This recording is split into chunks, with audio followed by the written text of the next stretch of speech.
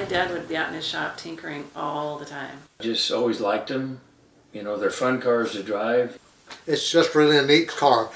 I love the sound of it. It makes that like nice old car. Vroom. Vroom, yeah.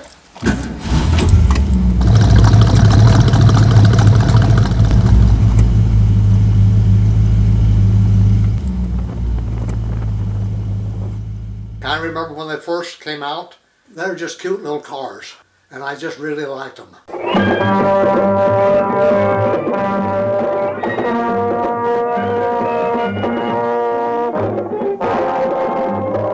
of the Ford Pavilion, there's a daydream corner called Mustang. This is the car that dreams are made of.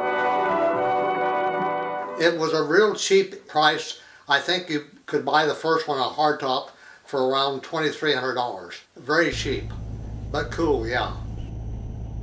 I've had probably 4 or 5 convertibles.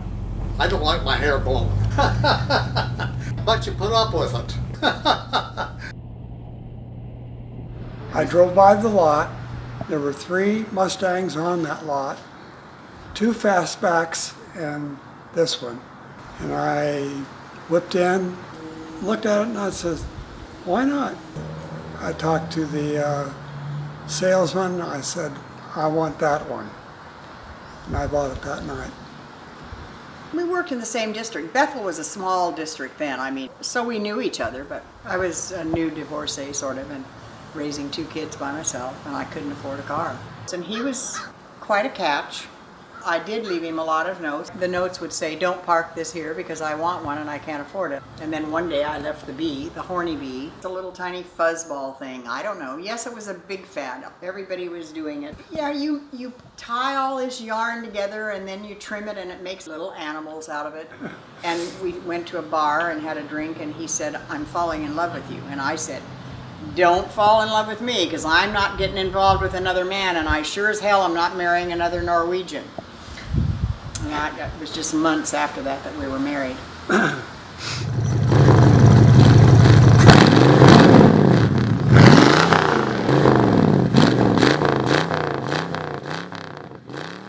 So my dad was, he pretty much liked to have people like praise him.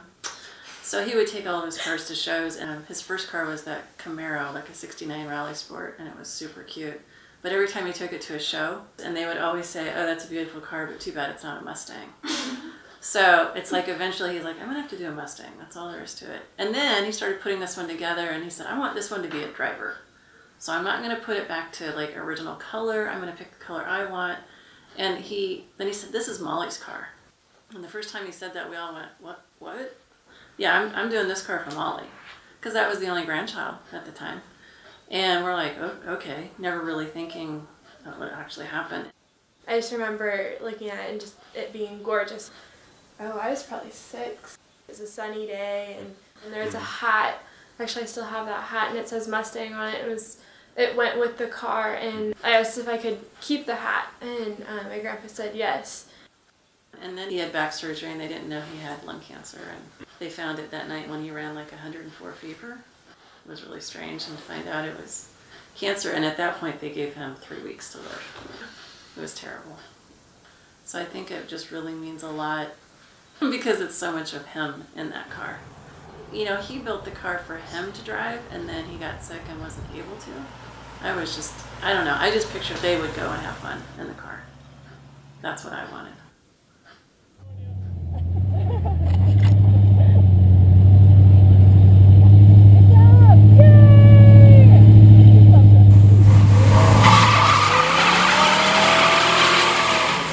I was pretty wild. My dad had one, my brother had one, so my dad really liked Mustangs, so he wanted me to have one too. I was 15. We were looking for cars, and we looked at quite a few of them, but he knew the people down at this Tom Colley Motors. The lot that it was at in town here, they had 2 of them. This red one that was really faded red, set low in the back, hubcaps, you know, just plain Jane little car. And then they had one next to it that was a 65 that had big tires, loud pipes and all this. And which one do you think the boy would want? Well, my dad said no. He paid half, I paid the other half, and I was kind of throwing a little, you know, I was an attitude like 15-year-old kids do. It wasn't but a couple days later. I felt so bad for the way I was acting. I mean, he's helping me buy a car, you know. I mean, it was horrible. So I apologized to my dad, and I said, man, I'm sorry. I can't believe how I was. He goes, I know you are. He goes, I'm really glad you told me that, but I know you are. But I'm really glad I got the faded out red one with the hubcaps on it because it's a collector, you know. The other one's dime a dozen. The two Mustangs I have are not for sale, never will be for sale.